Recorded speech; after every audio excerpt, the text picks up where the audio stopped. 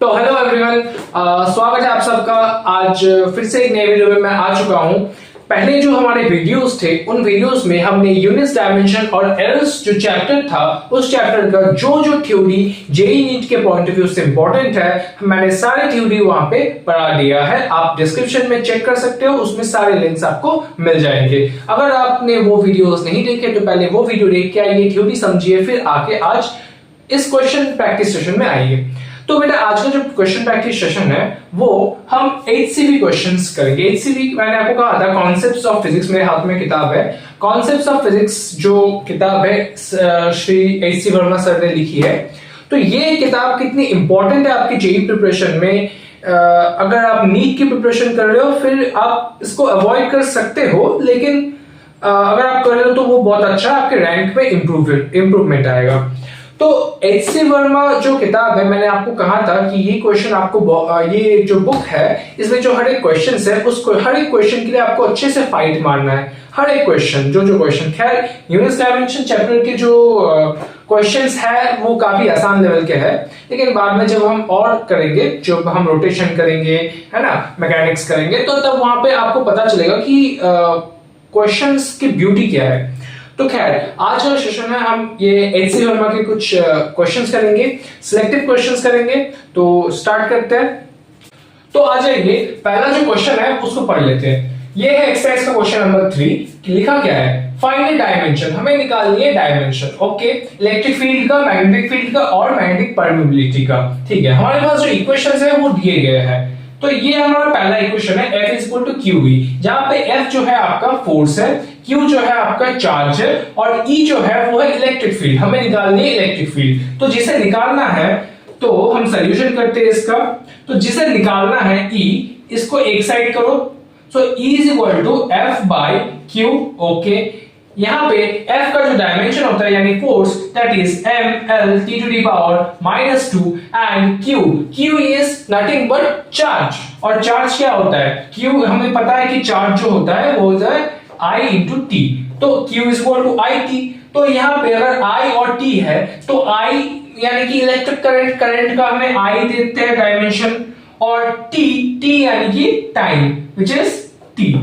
अब इसको सिंप्लीफाई करो, m l और ये t टू दी पावर 1 है, यहाँ पे ऊपर जाएगा t टू पावर -1 आ जाएगा। तो ये m l t to the power -3 and I to the power -1। तो ये आ गया आपका डायमेंशन ऑफ इलेक्ट्रिक फील्ड। ठीक है, ओके। अब नेक्स्ट करते हैं, यहां पे हमें डायमेंशन निकालना है मैग्नेटिक फील्ड का यानी B।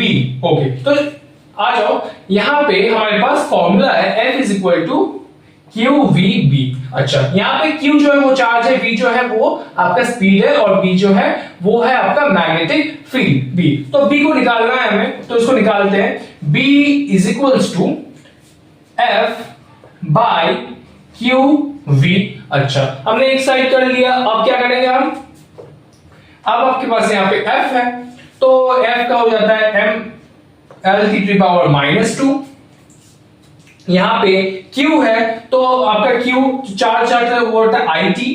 हमने यहां ही निकाला, IT था तो यहां से IT।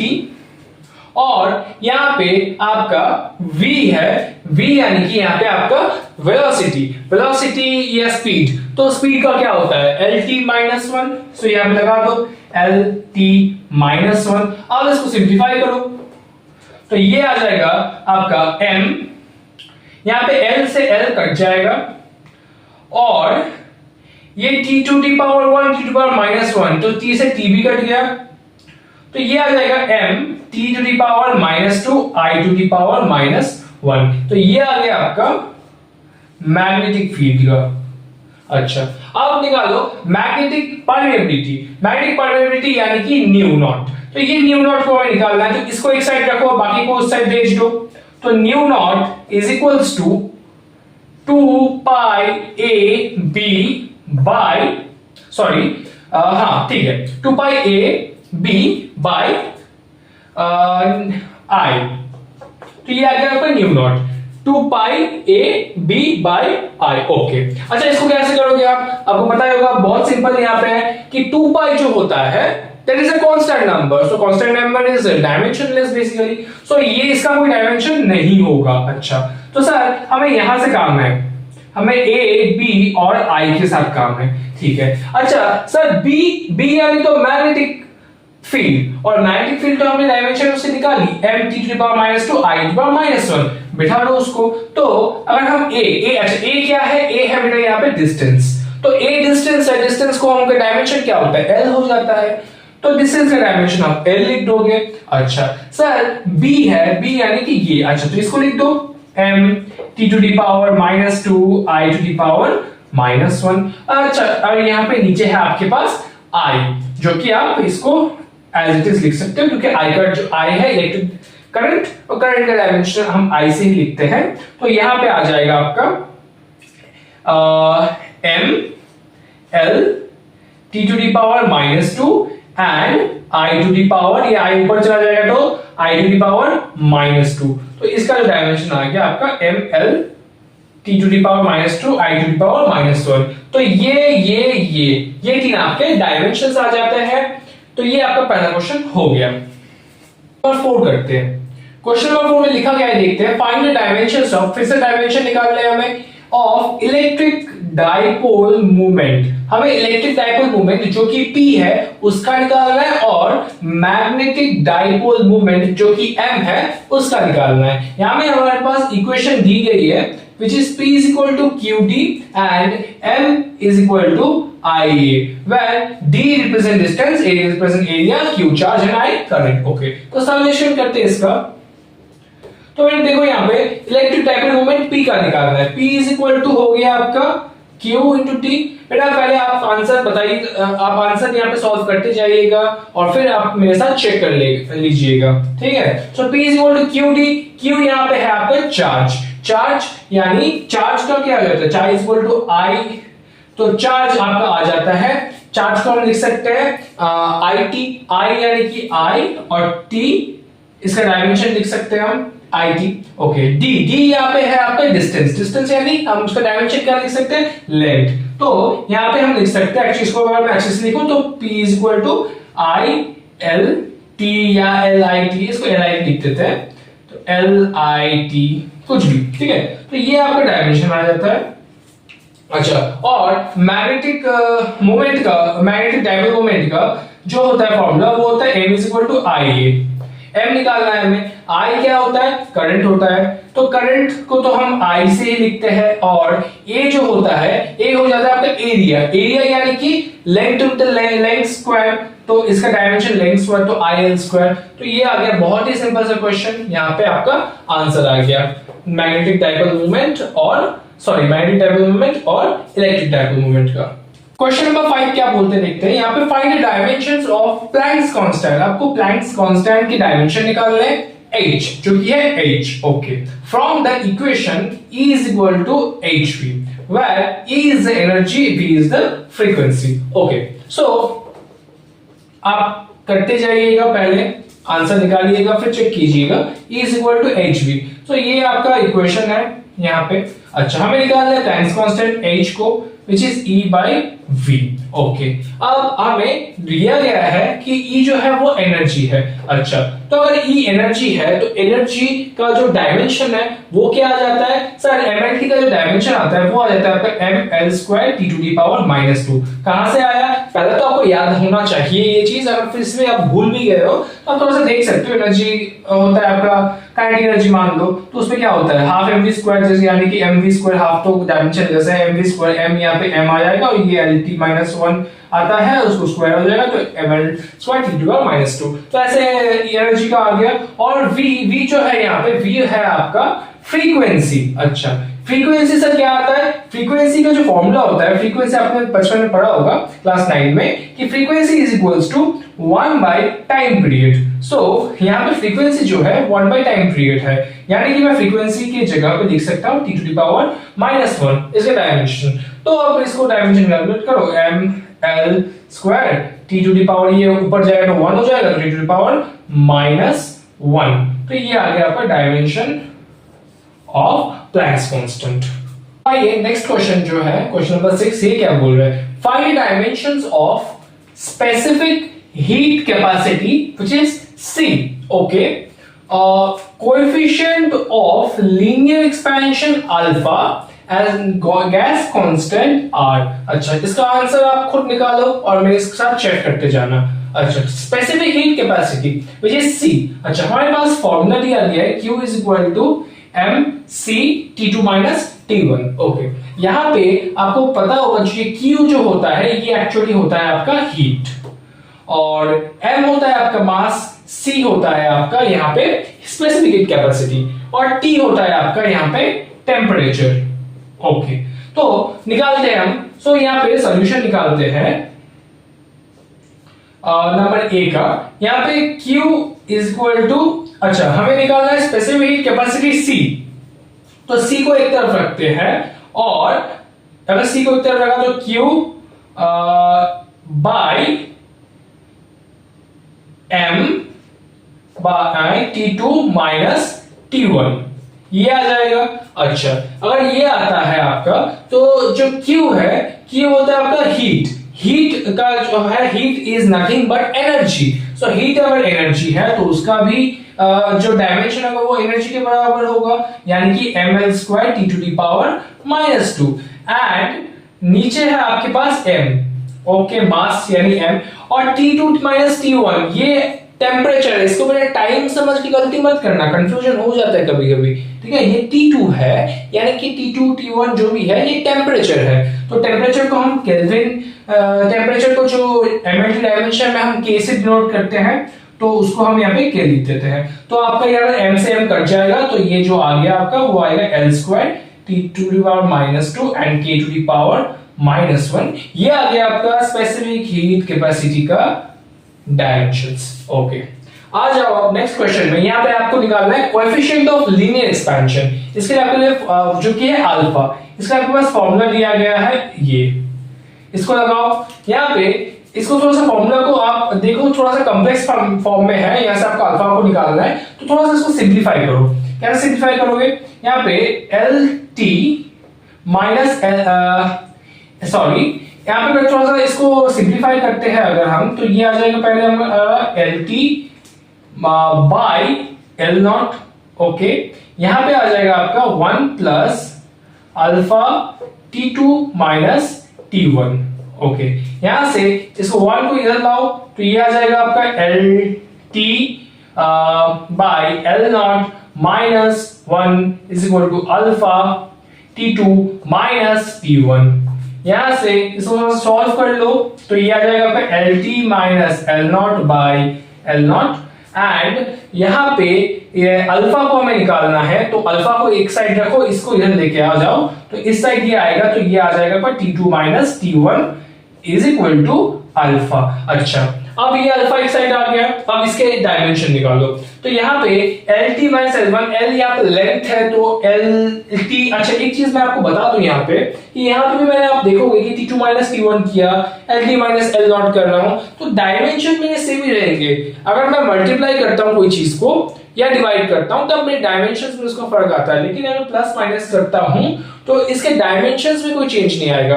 एलटी का जो डायमेंशन है एल नॉट का सेम डायमेंशन दोनों केसेस में रहेगा, डायमेंशन कोई चेंज नहीं आएगा. अच्छा, तो यहाँ पे एल टी एल नॉट है, तो मेरा जो डायमेंशन आ जाएगा यहाँ पे वो आएगा लेंथ का डायमेंशन, यानी कि एल. ओके, नीचे डायमेंशन एल नॉट, वो भी लेंथ है, तो नीचे का डायमेंशन भी एल आ जाएगा. T2 माइनस T1 यानी कि हीट, सॉरी टेम्परेचर, तो जो टेम्परेचर होगा उसका डायमेंशन आपका K में आएगा.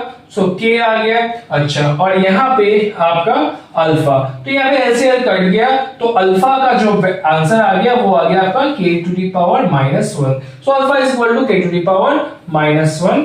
ये आ गया आपका C का आंसर. अच्छा, D का भी आंसर, सॉरी B का आंसर, तो C का भी आंसर कर लेते हैं. C में दिया हुआ है gas constant which is R. आपको R निकालना है. सो R निकालो, यहां से R को एक्साइड करो, तो R को अगर हम एक्साइड करते हैं तो ये आ जाएगा PV by NT. Okay, PV by NT. तो यहां से निकालो डायमेंशन. अब P है, P यानी कि pressure. Okay, so R is equal to PV by NT. P होता है आपका प्रेशर होता है, pressure is equal to F by A. So F by A यानी कि ML t to the power -2 और p equal to f by a यानी कि l टू द पावर -2, तो ये आ जाएगा आपके l टू द पावर -1।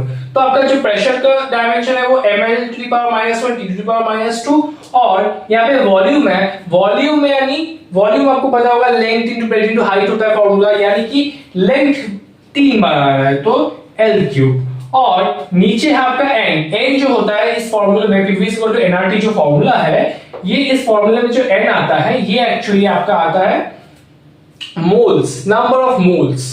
तो यहाँ पे नंबर ऑफ मोल्स को कैलकुलेट हम पता है कि हम मोल्स में करते थे, है ना, और T जो आता है वो आ जाता है आपका टेम्परेचर, तो उसको केल्विन के में लिखते हैं, हम डिनोट करते हैं। तो इसको थोड़ा सा सिंप्लीफाई कर लो, R इज इक्वल टू यहाँ पे m, ये l to the power -1 l to the power 3, तो ये आ जाएगा l टू द पावर 2, और यहाँ पे t टू द पावर -1 के ऊपर चला जाएगा k टू द पावर -1, और यहाँ पे मोल टू द पावर -1। तो ये आ गया आपका डायमेंशंस ऑफ R। ये क्वेश्चन भी यहाँ पे खत्म होता है।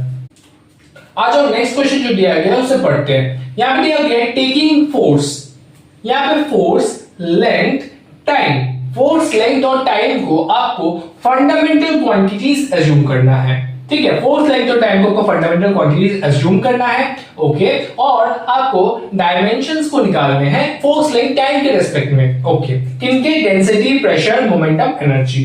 तो एक एक करके करते हैं। तो फर्स्ट में डेंसिटी लेते हैं, ठीक है। तो अगर हम डेंसिटी यहां पे लेते हैं, सॉल्यूशन अगर हम करें ए डेंसिटी, तो फर्स्ट ऑफ ऑल जो हमारा जो स्टेप होगा वो फोर्स, लेंथ और टाइम को फंडामेंटल क्वांटिटी एज्यूम करना है। तो हम यहाँ पे जो फोर्स होगा उसके साथ मैं यहाँ पे डेंसिटी निकालता हूं। तो अगर डेंसिटी हम निकाले जो कि होता है आपका रो से हम डिनोट करते हैं डेंसिटी को, तो डेंसिटी इज इक्वल टू आपका फोर्स, लेंथ और टाइम के रेस्पेक्ट में होगा।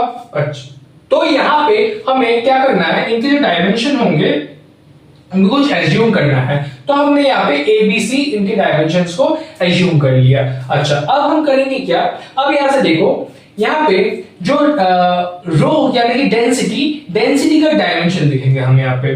तो डेंसिटी का डायमेंशन, हम सबके डायमेंशंस को तोड़ेंगे, तो डेंसिटी का जो डायमेंशन आ जाता है, डेंसिटी आपको पता होगा, डेंसिटी जो होता है वो हो जाता है आपका मास अपॉन वॉल्यूम। वैसे तो काफी तरह की डेंसिटीज होते हैं, मैंने आपको लेक्चर में दिखाया था, बट यहाँ पे जो बेसिकली अगर कुछ लिखा ना हो तो मास बाय वॉल्यूम को ही समझाने की कोशिश किया जाता है। तो यहाँ पे आपको दिखाई देगा कि मास हो गया m, वॉल्यूम हो गया l टू द पावर -3, क्योंकि नीचे है, तो m l to the power -3 हो जाता है आपका यहाँ पे डेंसिटी का वॉल्यूम डायमेंशंस। तो ये आ जाएगा आपको m l to the power -3, okay. Force हो जाता है आपका m l t to the power -2। अच्छा, इसके पावर में है आपका a, ठीक है सर। यहाँ पे l है तो l को आप नहीं तोड़ सकते, l is a fundamental quantity, तो b हो जाएगा, और t को भी आप नहीं तोड़ सकते, t is a fundamental quantity. यहां से आप निकाल लो, वैल्यू निकालो। यहां से आप अगर वैल्यू निकालोगे तो यहाँ पे ml टू द पावर -3, यहाँ पे m तोड़ो इसको, a यहाँ पे आएगा तो ये m a हो जाएगा, ये l a हो जाएगा, और ये t to the power -2 a हो जाएगा, और ये l b हो जाएगा, t c हो जाएगा, ठीक है। यहां से आप थोड़ा सा इसको और सिंप्लीफाई करो, m l to the power -3, यहां से इसको और सिंप्लीफाई करोगे तो यहाँ पे m a और l a यहाँ पे है और l b यहाँ पे है, दोनों मल्टीप्लाई में है, तो ये आ जाता है आपके l a प्लस b, और यहाँ पे t है और t है, दोनों मल्टीप्लाई में है, तो यहां से आ जाएगा आपका t to the power -2a plus c।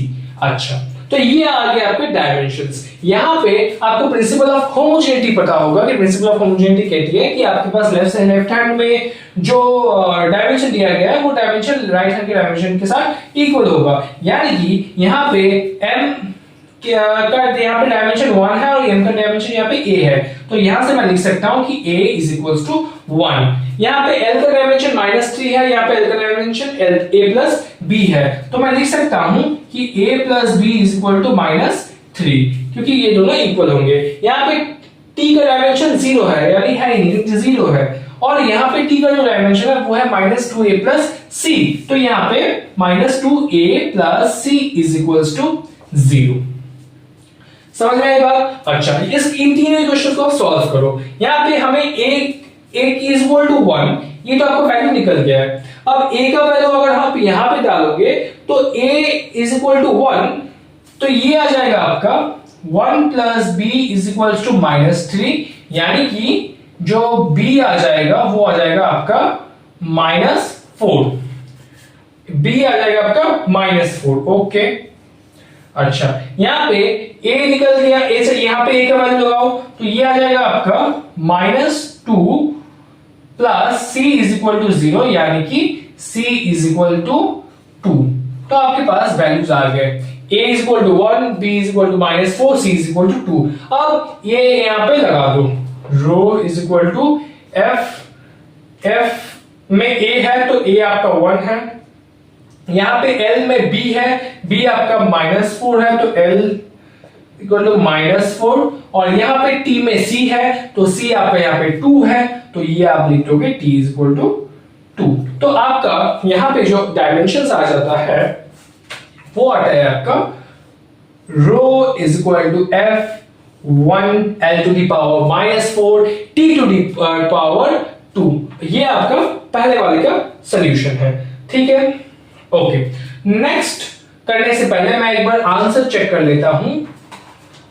ये क्वेश्चन नंबर 7 है हमारा, और 7 में f l to the power -4 t to the power 2। Okay, answer मैंने चेक इसीलिए किया कि बेटा क्योंकि मैं नहीं चाहता कि आपके पास कोई भी गलत कंटेंट पहुंचे। नेक्स्ट, तो प्रेशर निकालने के लिए हम क्या करेंगे, प्रेशर फिर से वही करेंगे कि यहाँ पे प्रेशर और यहाँ पे फोर्स लेंथ टाइम के हिसाब से लेना है, तो force length time A B C हमने अज्यूम कर लिया। प्रेशर जो होता है, प्रेशर का जो डायमेंशन होता है वो हो जाता है आपका M L T to M L to the power -1 T to the power -2, ठीक है। और यहाँ पे फोर्स यानी कि M L T to the power -2, और इसमें आपका a आ गया, l हो जाता है आपका b और t हो जाता है आपका c।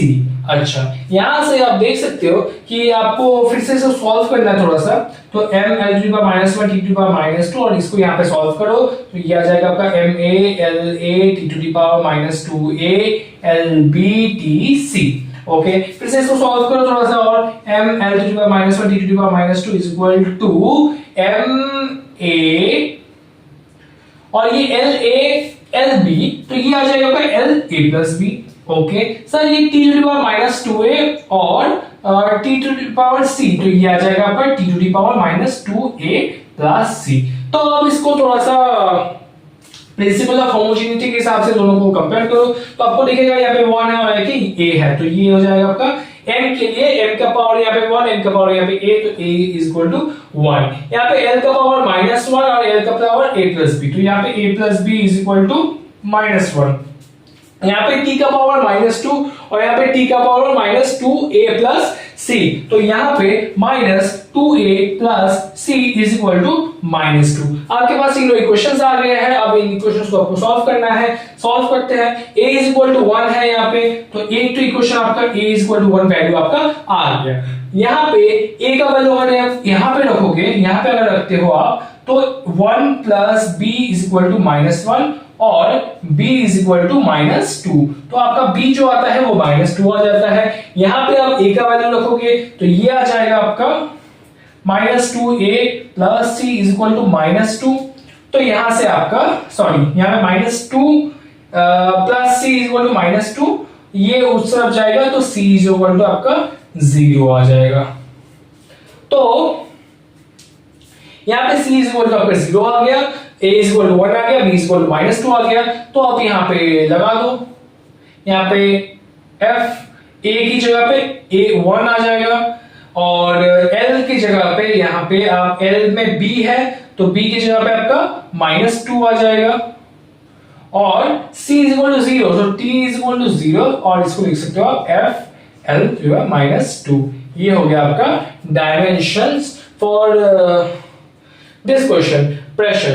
तो यहाँ पे मोमेंटम और एनर्जी, ये मैं आपको होमवर्क दे रहा हूँ, मोमेंटम ऑफ एनर्जी आपको निकालना है। आपको मोमेंटम, मैं थोड़ा सा हिंट्स दे देता हूँ। मोमेंटम होता है आपका, मोमेंटम का जो फॉर्मूला होता है वो पी से आप डिनोट करते हो, वो होता है आपका mv, मास इनटू वेलोसिटी। और आपका जो एनर्जी होता है, ये तो आपको पता है, एनर्जी को का डायमेंशन हमने इसी क्वेश्चन में पहले ही करा है आपको, तो ये दोनों इजी है। आप इसको सॉल्व करके मुझे आंसर लिख के कमेंट सेक्शन में बता सकते हो कि आपका आंसर कितना निकला।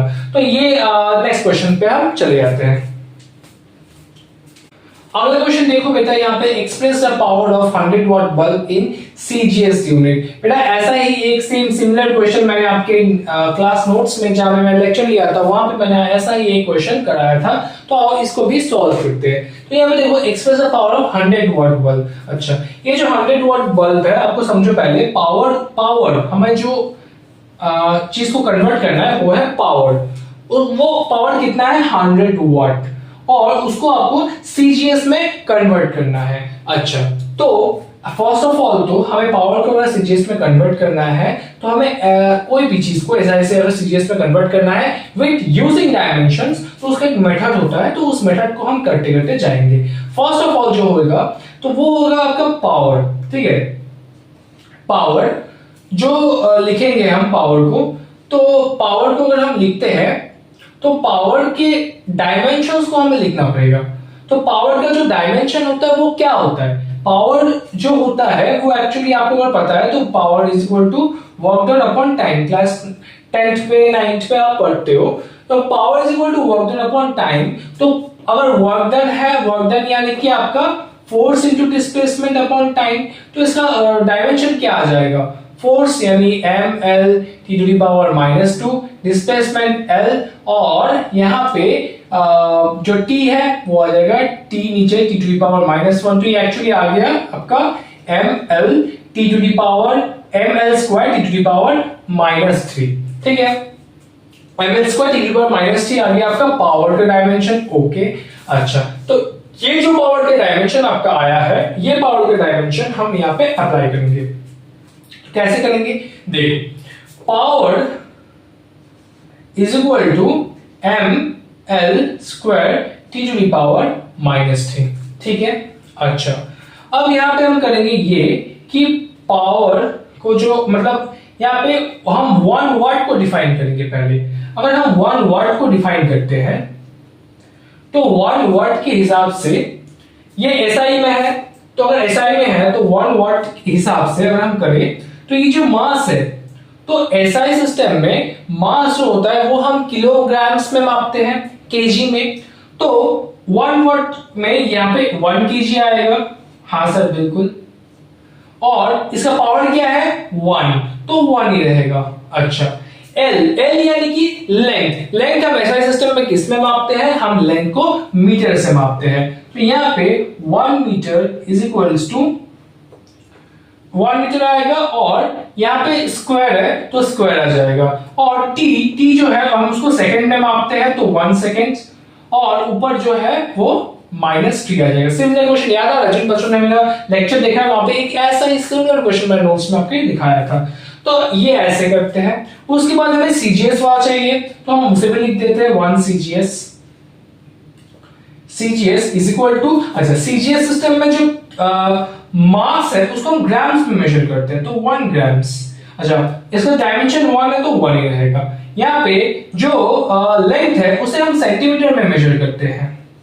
वेरी गुड, तो सेंटीमीटर में आपका स्क्वायर है तो स्क्वायर हो जाएगा। अच्छा, यहाँ पे हम टाइम को जो है यहाँ पे भी सीजीएस में भी सेकंड में ही मेजर करते हैं, तो 1 सेकंड, और टी टू पावर -3। अभी आपको करना क्या है, आपको सिंपली दोनों को डिवाइड करना है, और आप डिवाइड करोगे यहाँ पे तो आपका 1 watt by 1 CGS is equals to, आप यहाँ पे लिख सकते हो इन दोनों को डिवाइड करके कि 1 केजी बाय 1 ग्राम्स 1 पावर में आएगा। यहाँ पे आपका 1 मीटर बाय 1 सेंटीमीटर स्क्वायर, और यहाँ पे आपका 1 second upon 1 second to the power -3। अच्छा, 1 सेकेंड कट गया यहाँ पे, तो इसका पोर्शन तो हमारा यहाँ पे ही खत्म हो गया।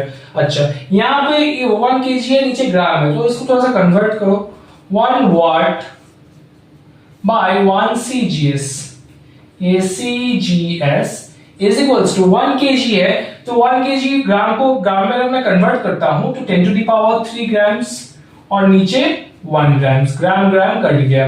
ओके, ऊपर में पावर में है 1 तो 1 आ जाएगा, तो 10 टू द पावर 3 ही रहेगा। यहाँ पे 1 मीटर है तो 1 मीटर को अगर सेंटीमीटर में कन्वर्ट करोगे तो 10 टू द पावर 2 सेंटीमीटर और 1 सेंटीमीटर, सेंटीमीटर सेंटीमीटर कट गया। अच्छा, यहाँ पे आपका पास स्क्वायर है तो इसको आपको स्क्वायर करना पड़ेगा और यहाँ पे कुछ नहीं है, तो बेसिकली यहाँ पे जो आ रहा है वो आ रहा है 1 वाट by 1 CGS is equals to 10 to the power 3 और यहाँ पे 10 to the power 4, तो ये एक्चुअली में आ जाएगा 1 वाट is equal to 10 to the power 7 और CGS तो उस तरफ ले जाऊं तो CGS, तो ये आ जाएगा 1 वाट is equal to 10 to the power 7 CGS। आपको निकालना कितना है 100 वाट का, so 100 watt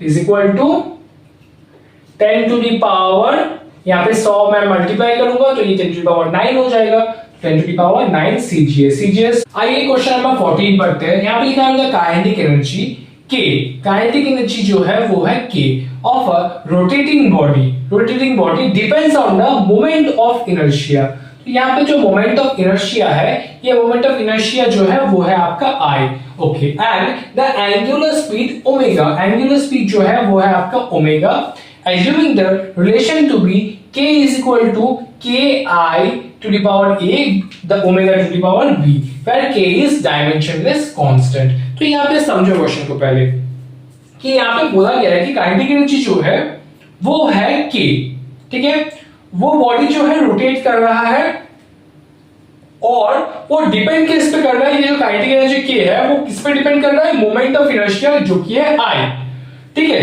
and angular speed और मोमेंट ऑफ इनर्शिया पे डिपेंड कर रहा है। यहाँ पे एज्यूम्ड रिलेशन टू बी, ये है आपका रिलेशन दिया गया है, तो इसको लिख लेते हैं रिलेशन को। यहाँ पे लिखा हुआ है k इज इक्वल टू ये छोटा k I a omega b। अच्छा, यहाँ पे ये बोला गया है कि ये जो k है छोटा वाला वो है डायमेंशनलेस कांस्टेंट, तो ये डायमेंशनलेस है तो इसको लिखने की जरूरत नहीं है, तो k is equal to I to the power a omega to the power b। यहाँ से हमें निकालना क्या है, a और b का वैल्यू निकालना है और हमें बोला गया है कि जो मोमेंट ऑफ इनर्शिया है वो है आपका 2/5 mr स्क्वायर। अच्छा, तो यहाँ पे I अगर है हमारे पास 2/5 mr स्क्वायर, अच्छा ये तो आपका डायमेंशनलेस कांस्टेंट है क्योंकि ये नंबर है, तो यहाँ पे आपको डायमेंशन जो I का निकलेगा वो निकलेगा mr स्क्वायर के हिसाब से। m है आपके पास मास, तो मास का m निकल आएगा, r यानी कि लेंथ का हो रहा है स्क्वायर, तो ml स्क्वायर I का। तो यहाँ पे I का जो डायमेंशन है यहाँ पे निकल के आ गया आपका ml स्क्वायर और ये a, ओके। उसके बाद आता है आपका एंगुलर स्पीड। मैंने आपको कहा था जो एंगुलर स्पीड होता है ओमेगा, ये एंगुलर स्पीड होता है एंगल अपॉन टाइम, इसका रिलेशन होता है एंगल अपॉन टाइम, और एंगल का आप डायमेंशनलेस होता है, आपको पता है कि एंगल होता है एक्चुअली रेशियो, तो वो डायमेंशनलेस कांस्टेंट हो जाता है, तो ये ओमेगा का जो डायमेंशन है वो आएगा t to the power -1, okay. तो ये आ जाएगा आपका t टू द पावर -1 और ये b। यहाँ पे k है आपका काइनेटिक एनर्जी, काइनेटिक एनर्जी का जो डायमेंशन, काइनेटिक एनर्जी का डायमेंशन, एनर्जी का डायमेंशन सबका डायमेंशन सेम होता है, जो कि होता है आपका ml square t to the power -2। ये आपके पास डायमेंशंस आ गए हैं। अब इसको आप थोड़ा सा सजा लो तो आपका आंसर आ जाएगा, ये m a और ये l 2a और ये t -b। यहाँ पे m a और a, यहाँ पे a है, यहाँ पे 1 है, तो a इज इक्वल टू आपका 1 है, l यहाँ पे 2a है, यहाँ पे l है, यहाँ पे 2, सो 2a इज इक्वल टू 2, और यहाँ पे t है आपका -b, t है यहाँ पे -2, तो यहाँ पे हो गया -b इक्वल टू -2। तो यहाँ से आप सॉल्व कर सकते हो यहाँ पे वैल्यू, तो इसको ये कट गया तो आपका b इज इक्वल टू 2 आ गया और a इज इक्वल टू आपका यहाँ से 1 आ गया है, तो a is equal to 1, b is equal to 2, तो यहाँ पे वैल्यूज को यहाँ पे रिप्लेस कर दो। अच्छा, आपको रिप्लेस करने की जरूरत नहीं है, आपको सिर्फ फाइंड a एंड b बोला था, तो a 1 आ गया, b आपका 2 आ गया, वेरी सिंपल क्वेश्चन। सवाल पढ़ते हैं क्वेश्चन नंबर 15। यहाँ पे दिया गया है theory of relativity reveals the mass can be converted into energy. The energy E, अच्छा एनर्जी है आपके पास E, is obtain in certain powers. ये जो एनर्जी ई आएगा ये कुछ पावर पे आएगा आपका मास एम के एंड स्पीड ऑफ लाइट सी पे। तो स्पीड ऑफ लाइट सी और मास एम के ऊपर डिपेंड करेगा ये एनर्जी।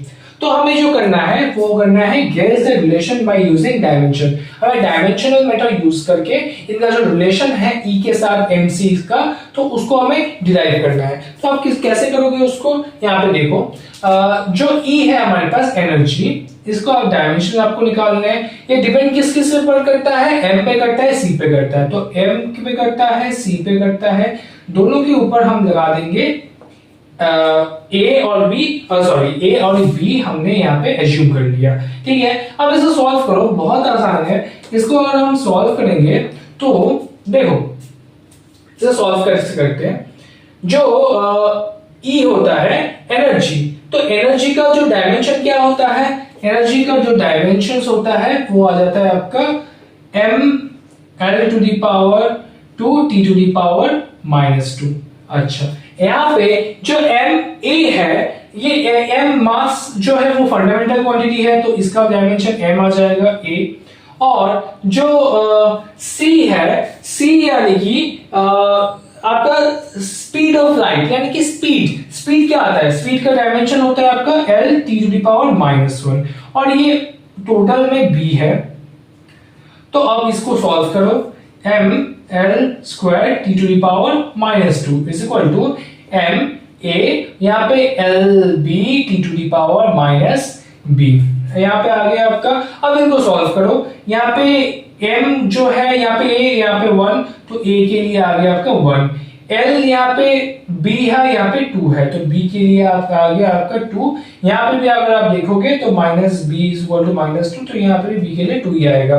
तो आपके पास a इक्वल टू 1 और b इक्वल टू 2 आ गया। अब तब इसको अब लगा दो फॉर्मूला में, यहाँ पे e इज इक्वल टू, तो फिर m की जगह पे a है तो a की जगह पे 1, तो m, और c की जगह पे आ जाएगा 2 यानी c। तो E is equal to mc square, very famous relation, इसे हम मास एनर्जी इक्विवेलेंस के नाम से जानते हैं। तो अगला क्वेश्चन है यहाँ पे क्वेश्चन नंबर 17। क्या बोला गया है, द फ्रीक्वेंसी ऑफ वाइब्रेशन, ध्यान से पढ़ना, the frequency of vibration of string. तो कोई भी स्ट्रिंग है उसका जो वाइब्रेशन हो रहा है, उस वाइब्रेशन का जो फ्रीक्वेंसी है वो फ्रीक्वेंसी डिपेंड करता है लेंथ L के ऊपर। अच्छा, जो स्ट्रिंग है तो स्ट्रिंग का जो लेंथ है, लेंथ L, उसके ऊपर डिपेंड करता है। द टेंशन F, वो टेंशन F यानी द टेंशन एक काइंड ऑफ फोर्स होता है, तो वो टेंशन फोर्स F के ऊपर डिपेंड करता है। और मास पर यूनिट लेंथ, और मास पर यूनिट लेंथ m के ऊपर डिपेंड करता है। ठीक है, m क्या है, mass per unit length. Now you have to guess the expression of the frequency by dimension method। तो डायमेंशन मेथड यूज करके आपका इसका जो फ्रीक्वेंसी का जो एक्सप्रेशन होगा उसको अभी यहाँ पे डिराइव करना पड़ेगा। तो आओ इसको इजीली डिराइव कर देंगे हम। फ्रीक्वेंसी है, तो फ्रीक्वेंसी जो है आपका f, वो फ्रीक्वेंसी f आपके किस पे डिपेंड करता है, फ्रीक्वेंसी f आपके डिपेंड करता है लेंथ L पर, ओके। आपका डिपेंड करता है टेंशन फोर्स F पर, ओके, और आपका डिपेंड करता है mass per unit length m पर, जो कि है ये, ओके। अब ये जो निकला है इनके पास आप एज्यूम कर लो L A B C सब एज्यूम कर लो इनके पास पावर्स। अच्छा, फोर्स क्या है, सॉरी, ये जो है आपका फ्रीक्वेंसी, फ्रीक्वेंसी क्या होता है आपका, फ्रीक्वेंसी सर, फ्रीक्वेंसी हो जाता है हमारा, क्या होता है फ्रीक्वेंसी, फ्रीक्वेंसी होता है 1 अपॉन टाइम पीरियड। फ्रीक्वेंसी अगर है आपके पास 1 अपॉन टाइम पीरियड, तो 1 इसका जो डायमेंशन आ जाएगा वो आ गया t टू द पावर -1, उसी को यहाँ पे रख दो, तो जो फ्रीक्वेंसी का डायमेंशन आ गया वो आ गया t to the power -1, okay. Sir यहाँ पे L है, लेंथ है, लेंथ तो फंडामेंटल यूनिट है, फंडामेंटल क्वांटिटी है, तो इसको L रख दो, ओके। सर F है, F यानी कि फोर्स है, फोर्स का जो डायमेंशन होता है सर हमें बहुत अच्छे से पता है कि वो ml t to the power -2 हो जाता है। सर ये इसका पावर में b है, तो हमने b रख दिया, कोई बात नहीं, तो m है।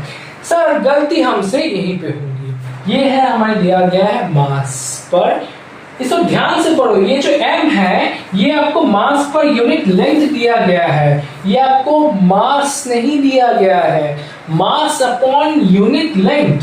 यहाँ पे अगर मास आपको नॉर्मल, ये है आपका नॉर्मल मास, जो मास आपको नहीं दिया गया, यहाँ पे जो m है, ये जो m है, ये m कितना है, कितना मास है कितने लेंथ पे, मास पर यूनिट लेंथ, कितना मास है कितना लेंथ पे, यानी कि कितना मास है कितना लेंथ पे, ये आपको शो कर रहा है, ये मास पर यूनिट लेंथ है ना, मास पर यूनिट लेंथ यानी कि m जो होता है कितना मास है कितना लेंथ पे, तो इसको आपका डायमेंशन आ जाएगा, वो हो जाएगा m(L⁻⁻⁻1). ध्यान से यहाँ पे सुन लेना इस चीज को, क्योंकि यहाँ पे गलतियां होती है, आप जल्दबाजी में करते हो, आप इसको मास, वैसे आपके ये चैप्टर जो है, ये वेव्स चैप्टर का कांसेप्ट है, ये वेव्स चैप्टर अगर आपने पढ़ा होगा तो ये कांसेप्ट से गलती नहीं होगा, लेकिन अगर आप शुरुआत में करोगे तो ये कांसेप्ट आपसे गलती होने के चांसेस है, क्योंकि यहाँ पे मास पर यूनिट लेंथ बोला है, लेकिन आपके दिमाग में मास देख के आप मास को m लिख के आ जाओगे, ठीक है, तो इसको ध्यान रखना। तो ये आपका हो जाएगा ml⁻⁻1, क्यों, क्योंकि मास अपॉन यूनिट लेंथ है,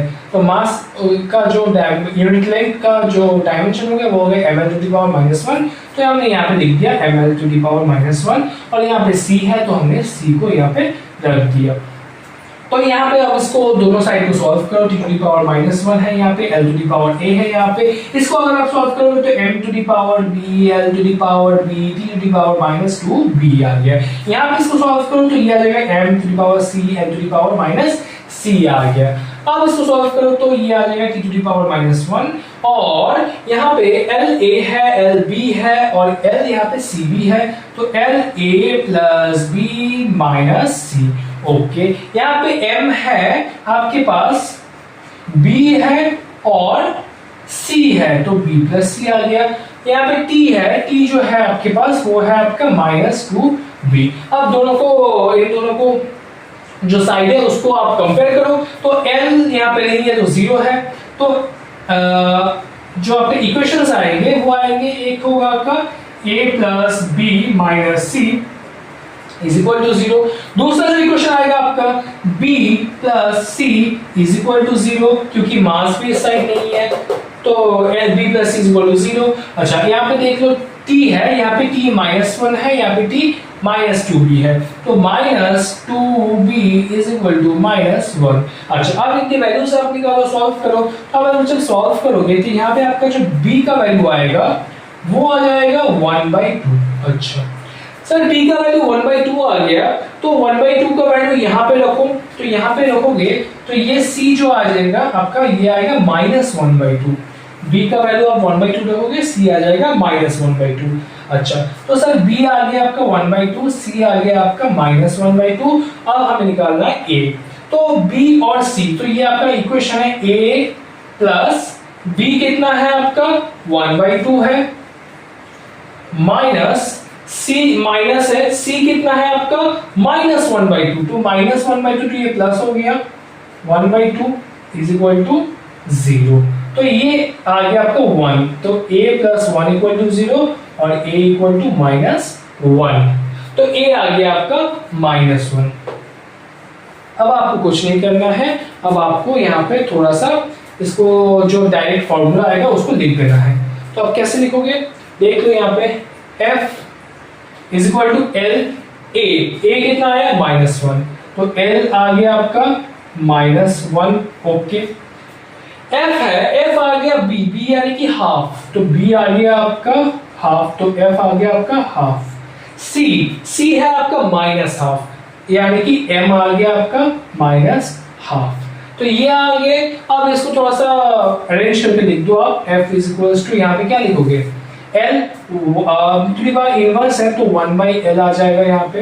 अच्छा, यहाँ पे F है, F⁻½ है, और M⁻² है, और M⁻⁻½ है, तो ये आ जाएगा आपका F/M, और ये पूरा रूट के अंदर में आ जाएगा। क्या मेरी बात समझ में आई आपको, क्योंकि F⁻√ मतलब F⁻½ लिख दिया मैंने, और M⁻⁻½ है, तो ये M⁻½ ऊपर जाएगा तो M⁻⁻½ जो कि ये हो जाएगा, तो ये आपका इक्वेशन हो जाता है। ठीक है, ये आपका इक्वेशन हो जाता है।